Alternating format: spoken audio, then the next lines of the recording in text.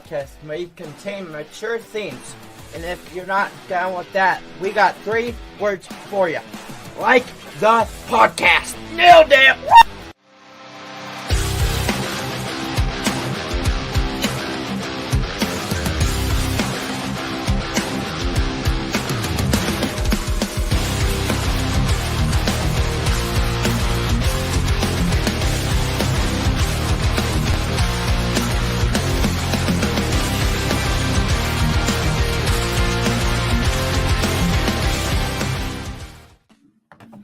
What's up? Good morning.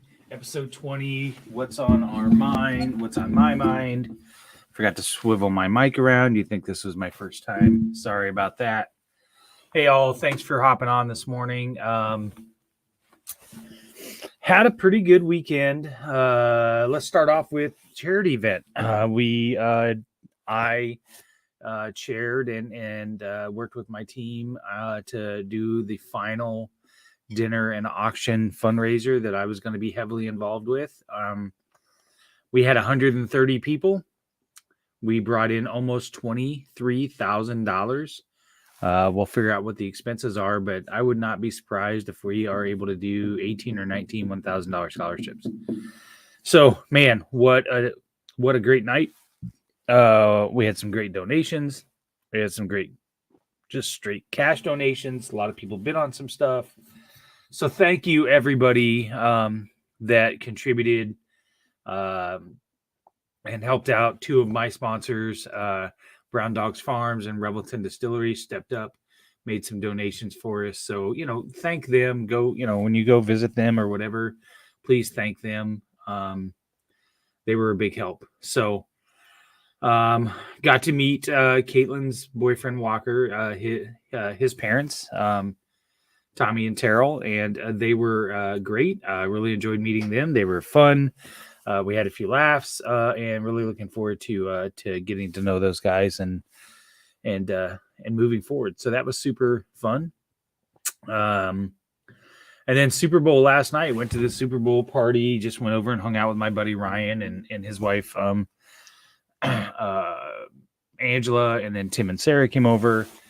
Stacy, unfortunately, was feeling a little under the weather and didn't want to go over there and take a chance getting everybody sick. So watched the Super Bowl. I was kind of rooting for the Chiefs. And it was fun. Back and forth. Everybody's complaining about the officiating and whatever else. I didn't think it was that big a deal. I mean, I thought they got it right on the catch that was a fumble by Devontae Smith. That was an incomplete pass. He hadn't taken those 2 steps, which is what they're using to define a football move. He had caught it, took 1 step, turned, and then boom, he was hit. So I thought that was fine. The holding call at the end, I mean, even the kid that got called a penalty on after the game said, yeah, I held. They called it. So, it is what it is. It's no big deal. You guys are all, having a fit about it. But even the kid admitted that he did it. And you could see the pull of the jersey, in those critical moments. I don't know. I'm not a big fan of this whole, you can't call that at the end of the game. If it's a penalty, it's a penalty, right? So you should call it. I mean, this whole thing, like at the end of basketball games, they got to let them play. No, if they're calling foul.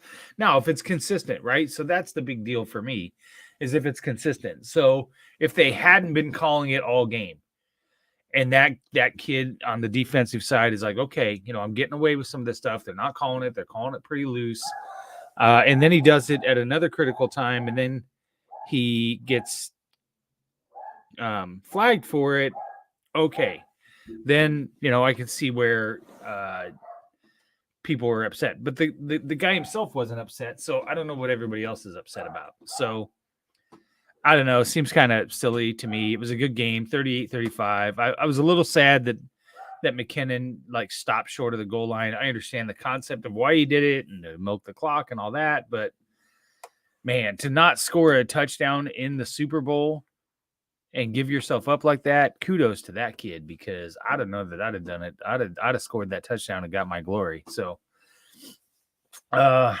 commercials were okay. It's kind of hard to watch those when you're at a a Super Bowl party, right? It's kind of hard to watch those. The Breaking Bad one I kind of liked. I dug that. That was kind of cool. I liked some of those nostalgia ones. So the John Travolta T-Mobile one was okay. I was a little disappointed that Olivia Newton-John didn't pop in there, but those are kind of fun.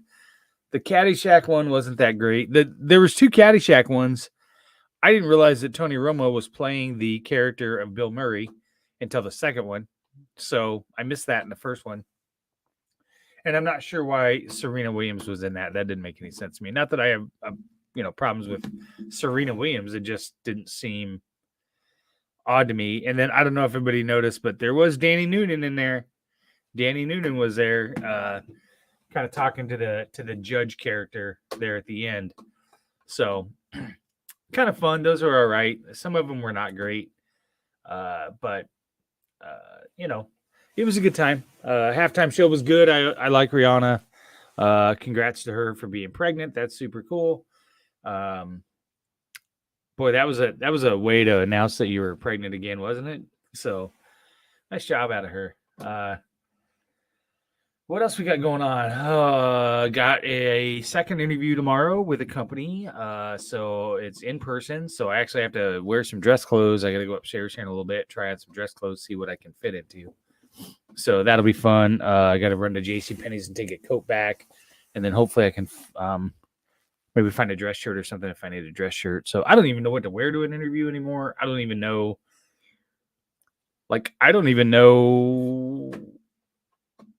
how to dress in dress clothes anymore. I mean, shit, 2020.